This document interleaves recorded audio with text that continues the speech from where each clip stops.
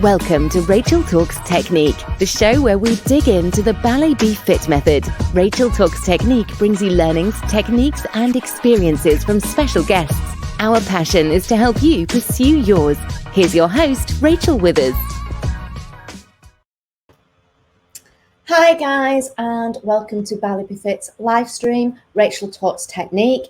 And in today's live stream, I am talking about how to cue a class. So it really is about cueing your fitness group exercise class or your Ballet Be Fit class. And that's what we really are going to talk about tonight. And we will dive into the various topics about that and how you can really make your class go from an okay class to a great class. And we'll be talking about how to cue your class, whether that's in the studio, which I know a lot of you right now are struggling with that, actually getting into the studio in these difficult times. And also we'll talk about cueing a class virtually as well. So let me just introduce myself to those that don't know me. I'm Rachel Withers. I'm the founder and I'm the CEO of Ballet Be Fit. And I'd just like to say an absolute massive thanks for you joining us today. So what is Ballet Be Fit? Well, at Ballet Be Fit, it's a ballet-inspired fitness concept, and our passion really is to help you pursue yours. Our passion is to help ladies and gentlemen turn their passion for ballet and fitness into a profitable, into a thriving business. It really is as well our passion to build a Ballet Be Fit community, a Ballet Be Fit family, because we want to add value to people's lives and make a difference and make a contribution. So it'd be absolutely fantastic if you could say hello. Just say hello in the comments box for me. I'm just going to open that up, and please say where you're from, why you're joining us tonight, what you would really like to know about cueing a class. If you've got any questions, please pop them in that comments box. It is absolutely great. We are going through StreamYard, and with StreamYard, for some reason, I can't sometimes see who's actually put the comment on. So sometimes I just see Facebook user. So please just say your name as well. That'd be fantastic, so I know who I'm speaking with. I've got a massive love heart there. Hugs and good feelings back to you. So thank you. So as I say, tonight we are going to be talking about cueing your group exercise class, your fitness class, your Ballet Be Fitness class. So, right, let's get started with talking about cueing your class. As I say, we're really going to talk about how to effectively cue your class to improve your success as a Ballet Be Fit instructor, or as I say, in fact, any fitness instructor. So please say hello, as I say. And right, I think we're going to crack on with everything now. So what I'm going to do now is I'm going to share my screen, and then I'm going to go through a few slides with you just to talk about cueing your class. Also today, I have got a fantastic guest coming on a little later. Cherry, she is a fitness instructor with Ballet Be Fit, and she's going to talk about her experiences in cueing classes and actually her experience as an instructor with Ballet Be Fit too. So we'll be asking Cherry to join us a little later on in this live stream. I can just see Carolyn, lovely to hear from you. You're from Costa Rica, fantastic. That is amazing that you're joining us all the way from Costa Rica. How fantastic. I'm in cold, dark UK, and you're in Costa Rica. Absolutely lovely to hear from you. I'm looking forward to sharing some great tips with you. And if you've got any questions, Carolyn, please just pop them in the comments box. Also, we have somebody from London. I can't see who you are. And then I have Kiana's mum, Donella, sorry about that. It's lovely to hear from you. Kiana actually did some work with us at Ballet Be Fit. She was an amazing young dancer, truly talented. And when we were filming some exercises and some choreography work. Must be about 18 months ago now. Kiana was one of our dancers. She's so talented. I know she's doing great because obviously I keep in touch. But lovely to hear from you, Donella. Hi, Tracy. Thank you for joining us too. So lovely to hear from you all. And right, okay, I am now going to share my screen and I am going to talk about cueing your class. So just bear with me. I'm not the best with all of this technical. So just bear with me 1 second, and I'm going to share a screen. Let's see. It's just whirring here. I've got the. Let's see what happens. It's just taking its time. Here we go.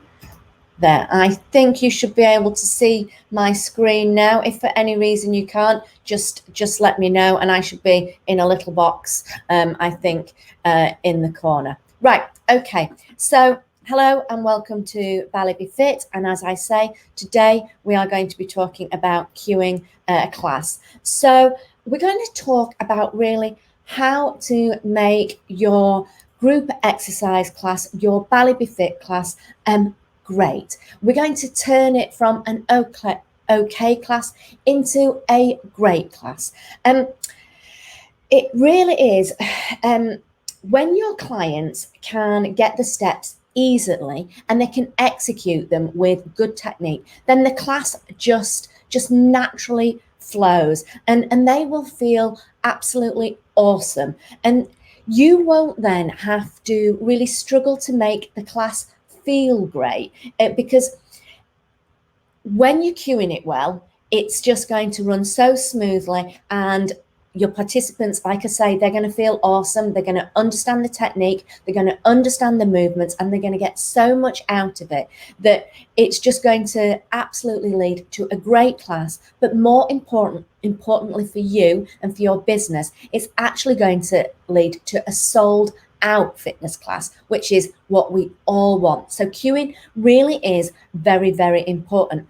And it's important to recognize that not everyone learns in the same way. And if you think about it, just think about how you learn. Do you actually recognize yourself which method of learning you find the easiest? Just have a little think about how you learn. What is your method of learning? Because that's something that you really need to consider when you're doing your group exercise class, is how do your participants learn? And you've got to be able to have the skills to help all those different types of learning in that class and put that into how you cue your class.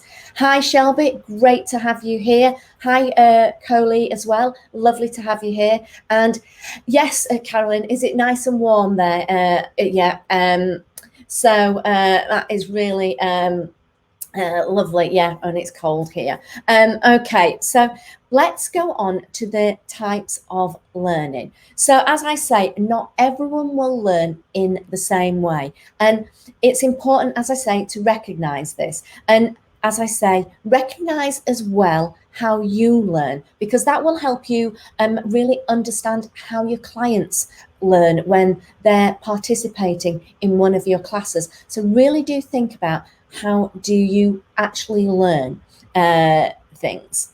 So what we've got here, we've got auditory learners, and that is people who love to listen and they respond very well to a verbal class. So they respond really well to verbal cues. So we've got the auditory. And hi, Cyan, great to have you joining us as well. Lovely to have you all here today. Please, as I say, keep putting those comments in the chat box. Love to hear your questions. Then we've also got visual learners, and that's the learners that really get everything from you showing the moves and really watching you as an instructor. And they really do get it from a visual point of view. So we've got the auditory, which is listening, the verbal cues. We've got the visual learners, which is really looking at you as an instructor. How do you do the technique? How do you do the form? And then we've got the kinesthetic learners, which are actually practicing. They actually like to really do the movement. They like to feel it. That's how they really like to learn. So they like to practice. They like to do, and it's learning really like with a hands-on approach. So and learning with modifications. And so those are the three types of learners. And what you need to do as an instructor is that you need to actually master all of these three types of cueing. So that your students can actually really nail the technique and the class, and then they will actually really leave with lots of confidence. And when your clients, when your participants, when your attendees are leaving a class absolutely buzzing, absolutely full of confidence, that means that they're going to come back for more. So that's what you really want to be doing. You want to be using these three types of cueing, because that means that your clients are going to leave, all of them are going to leave with the confidence, because, as I say, they all have different types of learning. And it is important that you really rely on all of these kind of techniques, as I say, when you're doing your Ballet Be Fit class or your group exercise class. So I'm going to talk about, and I know I talked about this in one of my other live streams, but it really is important to know about your vocal tone and your pitch. And it is so important that you actually understand this and you know how to use your tone and your pitch. As a dance fitness or a Ballet Be Fit instructor, your voice is one of your biggest assets. And if you're delivering your class in the same tone of voice and pitch, it can just become, well, really monotonous. You really need to have that kind of light and shade in your pitch and your tone. And you can really practice changing your pitch, your tone, and your inflection to make your class more dynamic. And one mistake that instructors do is they tend to shout louder when they're trying to get more energy into that class. And first of all, you really don't actually want to damage your voice, so by being loud, but you need to be very clear and confident in your delivery. That is an absolute must. But you also need to think about the other ways that you can cue verbally, without shouting. Can you, for example, think about it, you can change the speed. You can also lower your voice for emphasis, and you can experiment by teaching verbally to your music as well. I tend to kind of, when the music is slightly of a staccato, a very quick, sharp music, I can talk because I then want the movement to be a bit sharper and quicker. For example, if I'm doing a point and a close exercise, or a tendu, which is the point and the close with the lifting of the leg a little higher, and I want my clients to close quite quickly in, I'll be going and 1 and 2 and 3, and I'll be doing that. And I also do that very visually as well, but I'll use my voice to have that energy so that they feel that there's that energy coming through, and in, or and out, and out. And it really creates a different energy. Now, if you wanted a movement to be longer and slower, it might be you say and out and in, and out and in. And then it has that completely different energy to it. And that really, through your voice and the pitch and the tone, you can really change the energy of the movement. So really think about that. And another thing to do is, sometimes we're not actually aware ourselves of how we sound. And I know we don't like actually listening to ourselves, and I, to be quite honest, don't like listening back to these live streams. I've pronounced I don't know how many things wrong usually, and stuttered and said and I don't know how many times. But it is actually really good practice to record yourself, listen to your class back, and just think about how you could have emphasized something, how you could have perhaps changed the tone or the pitch just to get a little bit more of that energy through. So do that. It really is a great idea. And also have a think about some of your favorite instructors and their classes, and listen to them. How do they verbally cue? And what can you do that, can you look at their technique, and how could you perhaps use that in your own style and your own method? Look, at Ballet Be Fit, we're such a great family, and we have an amazing Facebook group, and we promote each other's classes. What we like to do is we really suggest that as instructors, join in with another instructor's class, see how they deliver the class, really see kind of their tone, their pitch, their cues, see what you can take from their class, and then do it. Always be you. But you can look at what somebody's doing well, and you can do it in your own style. So have a look at that. It's really important to think about your verbal cueing.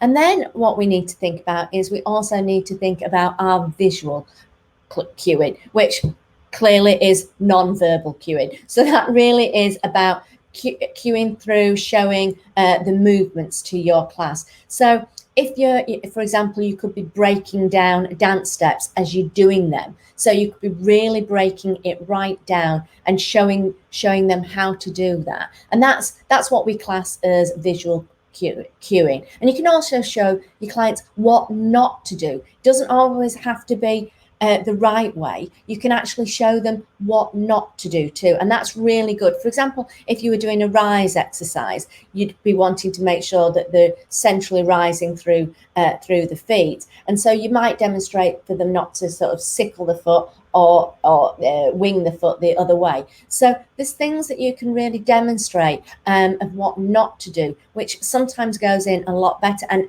I think doing a posture exercise the wrong way really helps people to understand how to improve their posture. So visual cueing is absolutely important too. And, for example, show them a plie with the knees pressing out, and making sure that they're not rounding the back, and just thinking about all of those things. Or you show them with the knees falling forward. So there's so much there that you can really kind of deliver through visual cues. And you can all do this through online classes through Zoom. You can break it down, and you can really just the same. And you've got that time where you can do thumbs up, emojis, all that type of thing. If you don't want to be stopping and starting too much in your visual class, just to say, did you get that? Did you feel that? Did you understand that? So you can get that interaction just the same way as you can in a studio. I think emojis on Zoom are great. Or I tend to say, put your hands up, or don't understand it, that type of thing. So we kind of have like our own kind of mini sort of sign language in a way. So that's something that you can really do to get that interaction, to see if they're really understanding your cueing. So really tap into visual demonstration, breaking down the steps, showing the right way and showing the wrong way. So that's some important things for visual cueing. And then visualization cueing. This is where we're really talking about analogies and really thoughts on, sayings, so that your clients and your attendees can get something visual into their heads that makes them think about it. For example, when I want to do something quick off the floor with a jump, and I'll try and get my hand back in, I might go peel off the floor. So I'll make them think that they're peeling the foot off the floor and then pushing it back down. And then I often say, for example, if I'm wanting clients to stand in the first position and really pull up, I say, imagine a zip right from the very bottom, zipping you all the way up, pulling you all the way up centrally. And that's another really good one for visualization. So really think about cues that you can do. For example, just think about, making sure that I use for keeping the hips in line, traffic lights. And if for the tilting of the pelvis, I say imagine a ruler and making sure that it's straight up and straight down. So have a think about your exercises and have a think about what sayings you can use to really give some form of visualization, because that really works exceptionally well. As I say, you can do the zip up for the posture, or a piece of string coming from the crown. There's so much that you can use. So visualization cueing, you really can help your clients to really get some imagery in there. So it's really important to do that. And if you think about all these techniques and you use them, you really will elevate your class to a different level, and you'll make it from an okay class to a great class. And I'm just going to say hi to Elsie as well. Lovely to hear from you too. Lovely to have you on the live stream. What I'm going to do now is I'm going to stop sharing my screen, and I'm going to invite Cherry on, just so that we can really chat through what we've been talking about cueing, and talk to Cherry about some of her experiences. So I'm going to stop sharing, and I will bring Cherry onto this onto the live stream. Just bear with me 1 second. I just think, let me see what happens. Yeah, I'm there, and here we go. Hi, Hello. Cherry. Hi. Right, well, lovely to have you on, Cherry. So obviously, I've been talking about cueing, and it'd be really good to kind of understand a little bit sort of about the 3 types of cueing that we've got here. As I say, we've got the visual, the auditory, and the kinesthetic. How have you kind of incorporated them into your classes? It'd be great if you could sort of share some tips with us. First of all, before I do anything with any classes, I try and get everybody to relax. I try and make them feel comfortable. Often you're nervous. I'm nervous if I go to a new class. You get that sort of build up. So before I do anything, I'll have a joke about the moon's full, so be careful. I might buy you or something.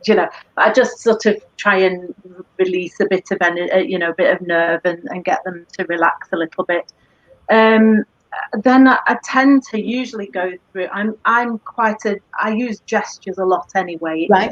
Naturally, so I use my hands a lot through a class. But generally speaking, I'll go through what we're going to do, and from a static position, I start to use my hands to show feet turned out, or knees pose, or alignment. And there's, like you've just mentioned, a lot of the cues that just constantly come out of as you teach through your class. Constantly stand tall, the line through the body, shoulders down, etc. They're just constantly being reminded all the way through the class. So then I'll always tell people to rest. I'll always sort of say, it's okay. You don't have to be doing exactly the same thing as the person next to you. It's your pace. That's quite an important thing for me. Releases the stress, releases the nerves in people, and then we get going. But I always try and imagine that it's my first time too. So That's really good. as I'm presenting something, I'm always trying to imagine that, what if I didn't know what I meant? How do I explain this? How do I put this to somebody? So I'm always using analogies, etc. So I'll always sort of imagine we're doing hip raises, for example, clenching the buttocks, and use your glute, push high. So imagine that you've got a ball rolling down your chest, so all those sort of things come through. In terms of voice, I always try and speak really clearly. It's a bit daunting sometimes, and your nerves sometimes do get the better of you, but and I try and be professional all the time. I try and sort of you have to remind yourself that actually you're the tutor here, and there might be somebody in front of you who's a better dancer or has a better physique or has, there's always that there, but you just sort of always try and come across a professional as well. But I think for me, I always try and imagine that it's my first time, and how would I understand this? So I try and describe it as though I didn't understand it. Adjusting tone of voice and direction of voice and things like that through the moves, even through the same move as it goes through a move. As it gets progressively more and more difficult, say for example you're doing a plie and you're going lower and lower and lower, your voice changes to compensate for how much more difficult that might feel. So example, a high energetic move as well, sometimes you're a little bit out of breath, so I will often stop and let them carry on so that I can actually continue to talk through how they should be doing it and how they're coping and see properly, for example. Try and be concise, I think. Try and keep it nice and neat, and don't go into great lengths of detail or anything. Because you just find that it kind of goes over the head. Yeah, absolutely. Yeah, and I think initially when you first sort of take it on, particularly for myself, I hadn't really done much teaching before I took on these instructor courses. So for me, it sort of was a case of getting used to the different as you said, the different types of person and how they respond to your presentation. So you describe something in one way, but then as you do the same move again, you might describe it in another way so that another participant understands it as well, or gets the benefit as well. I try and use the same sort of descriptive words time and time and time again. I don't try and I perhaps might not use the right term or the correct term. For example, I might use butt cheeks or buttocks instead of glutes, but I try and stick with that so that everybody next time round knows what I'm talking about. Because if you change it every class, it's like, well, what's that? Whereas if it's defined with the same name, then they're going to know exactly what you're talking about and they're going to get it. So absolutely, yeah. So and I personally, sometimes I don't use ballet terms because again, that's if you're not speaking to a ballerina or a dancer, then they don't necessarily know what that move is. So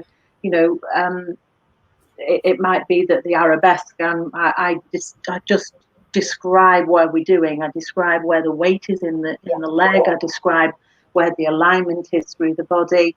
I'll describe that you from the hip to the toe is completely engaged. Squeeze as hard as you can, and then lift that leg up off the floor. I'm doing it as I'm speaking. I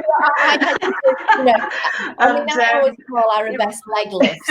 Right, I will use, I will use ballet terminology, but I'll often say, right, we're going to do leg lifts, which is, if you want to know, an arabesque.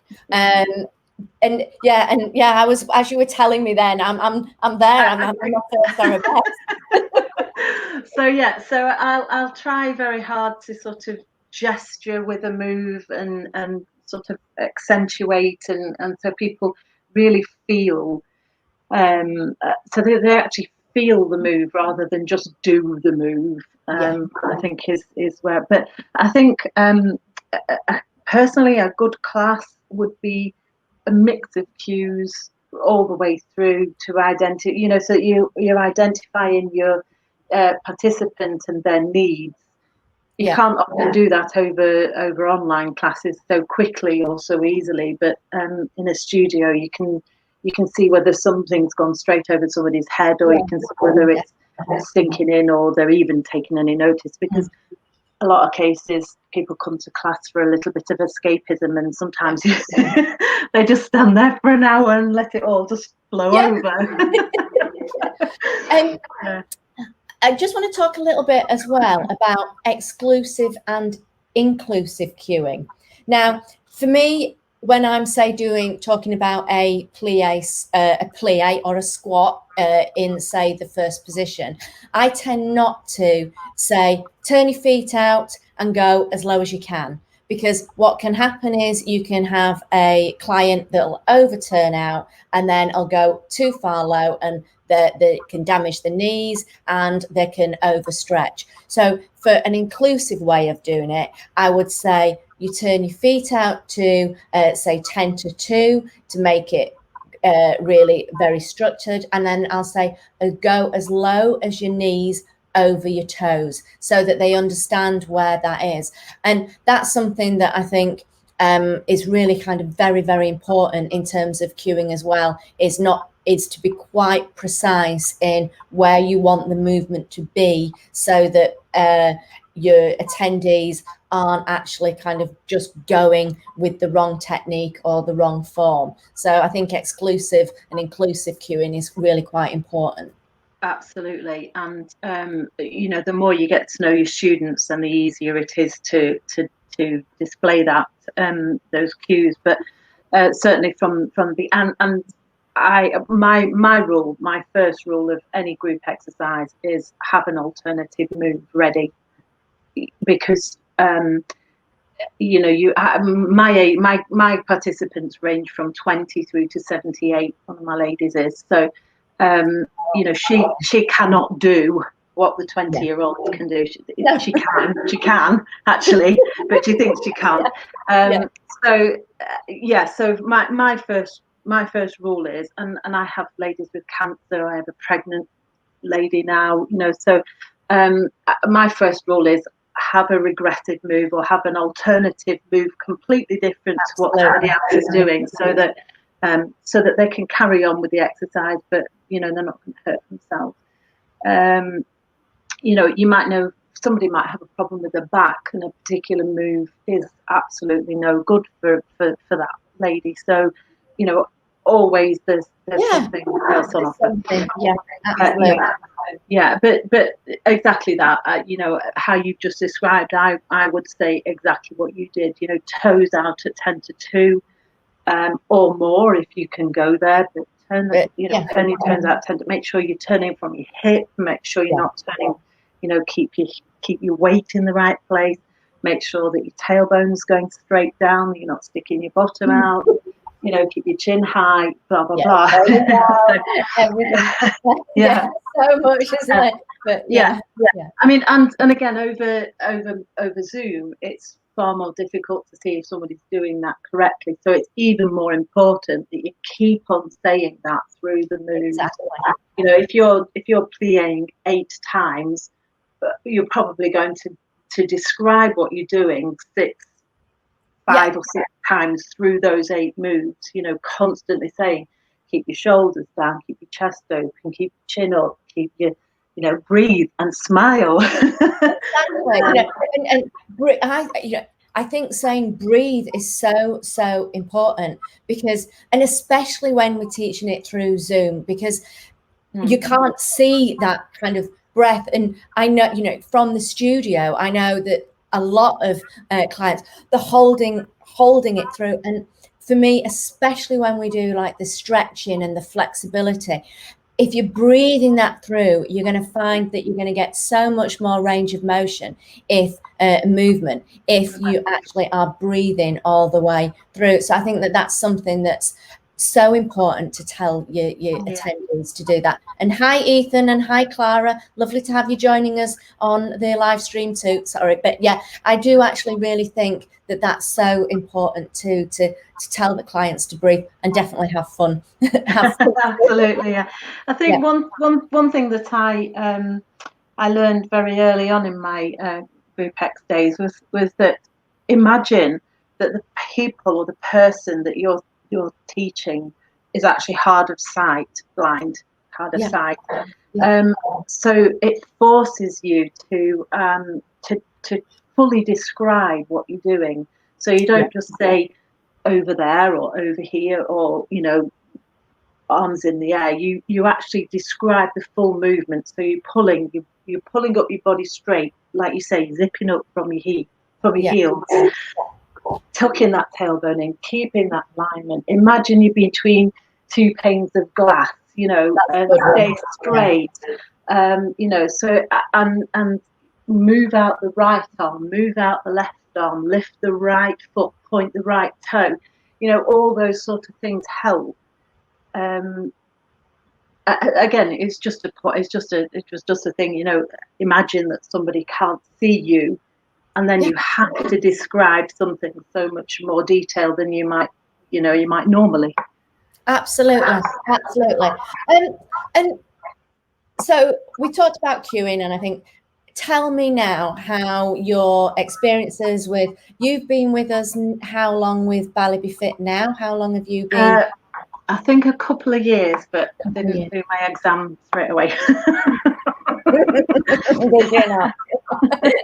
So tell us a little bit about your kind of experience with us and how you're finding it and everything. I love it. I can't thank you enough. It's been a wonderful journey. I teach online in a studio. It's taken a little while to build my online following up, but that's my fault, not yours. The studio, COVID sort of put a hit on that. I would normally have had 10 students in the class, but I can only fit physically 4 now. So that's sort of, so I do a combination of online in studio. Range of participants, absolutely wonderful girls, 20 through to 78. Like I say, they all thoroughly enjoy the pace of Ballet Be Fit, and how it seems to be more of a gentle exercise, but the benefits of it are, I actually say, equal to a HIIT class that I take. So you know, the actual sort of heart rate lift and the relaxation and the stretch and everything like that, they really thoroughly enjoy the benefits of that, as do I. You know, it's been really a godsend, I think, through the last 9 months to stay connected with these people and be able to do these things. It's amazing how you can adapt your class to become sort of quite a lot more static. So, you know, to be able to say to people, you can do this in your bedroom, living room, room. You can do wherever you've got, you know, private space, you can do this. So but personally, I just thoroughly enjoy being part of the Ballet Be Fit family.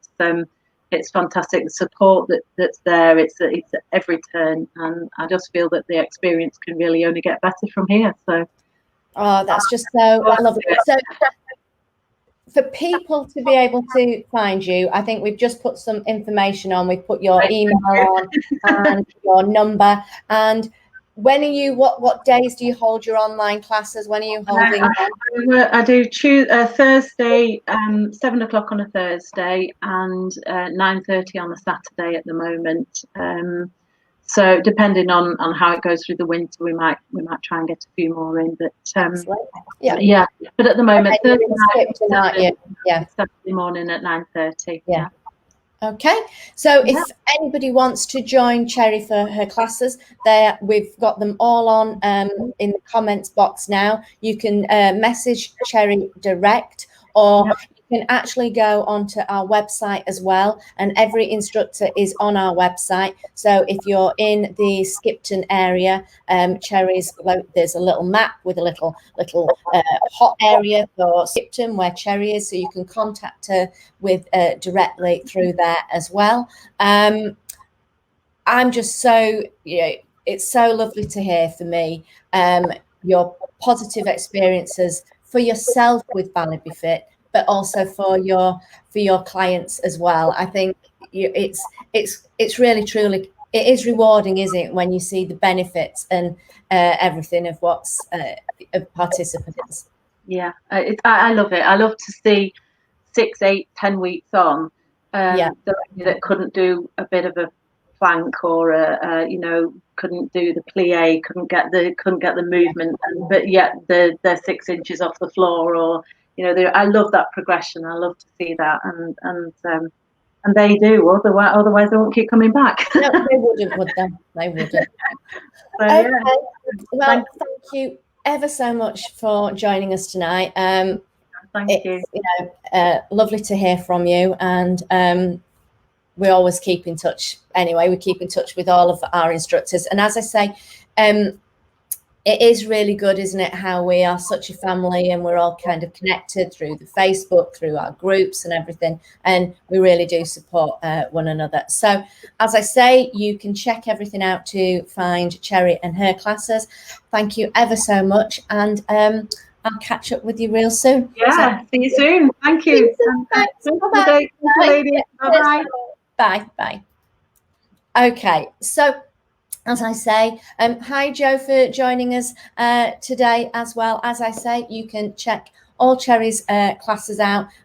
All the details are in our comment box, or go to our website, which is balletbefit.co.uk. And also in our fitness group, the Ballet Fitness Room, we have all the details and information in there too, and both this live stream will be staying on in the Ballet Fitness Room, our Facebook group, and also will be staying on the Teach Ballet Be Fit Facebook page as well. So please, if you're actually interested in becoming an instructor, please put a comment in the comment box, messages. It's also, great to hear if you've got any other questions that you want us to answer. I always like to know what you want to learn and discover, so that I can make sure that the topics that I'm talking to you about are relevant to you, and then there's something that we can really help you to improve on your classes, whether that's Ballet Be Fit classes or whether that's a group exercise class. Hi, Sarah Louise. Lovely to have you here too. So before I finish today, before I wrap up, each month I leave you with a takeaway that you can actually implement right now. So we've been talking about cueing your classes, or as a Ballet Be Fit instructor, or in fact any instructor. So today's takeaway is I want you actually to think about the inclusive and the exclusive cueing that we've been talking about. And I want you to think about the various technique and forms of our various exercises and moves, so that you're able to really take your class to and be confident that you're delivering on your adaptations, and also making sure that you're very inclusive in terms of how you're delivering the technique and the form. So what I'd like you to really implement right now is think about what exclusive and what inclusive cueing means, and how you can deliver that, so that when we're out of COVID, when you can have larger class numbers, not massive so you can't cope, but large class numbers, that you are able to really deliver on your cueing, and make sure that you're really, really confident on your technique and your form for your cueing, so that when you've got a diverse level of participants in your class, that if you've really thought about that inclusive and exclusive cueing, you'll be confident in how you're delivering. And it is, as I say, so important when you're doing it through Zoom as well, because it is harder to see how the technique and the form is. So that's a takeaway I would really like you to think about, and think about the various steps that we do. I explained how to do the plie technique, the squat technique today. Think about the other exercise moves that they are, and think about how you can make that a really inclusive form of cueing. So that's what I would really like you to take away today. So I'm going to wrap up. Thank you ever so much for joining me, and a big thanks to Cherry for joining us. I think it's been another great episode of Rachel Talks Technique. Please don't forget to actually share this with other instructors that you know that you might think might really want to know a little bit about this. And we'll be putting this on our YouTube channel, Ballet Be Fit, and You can also find the series. We've got another 4 or 5 episodes on the YouTube channel that are talking various topics on technique. So go to that and please follow us, like us, share us on social media. And I'm so happy that you've tuned in tonight. Please join us again at the same time at 7 p.m. at GMT on the 19th of November for episode 6, which will be our final episode in this particular series. And this will all be about, it'll be a Q&A, and it'll be a Q&A on all things that are ballet and fitness and technique. So please, what I'd love you to do is send your questions into our team right now so that we can collate all of that, so that we can make sure when we do that on the 19th of November that we can answer all your questions that are really about ballet and fitness. And make sure you join us live on the 19th so that if you've got any comments, we can actually answer those questions live. So it really is a good night from me. It's a good night from Ballet Be Fit. Thank you for joining us. We appreciate it, and we appreciate you. So take care, everybody. And I'll see you on the 19th of November at 7 p.m. GMT. Take care. Thanks. Bye-bye. Thanks for tuning in to Rachel Talks Technique. Be sure to visit balletbefit.co.uk to join the conversation, access the show notes, and discover our fantastic bonus content. Join us next time for more tips and techniques. Bye for now.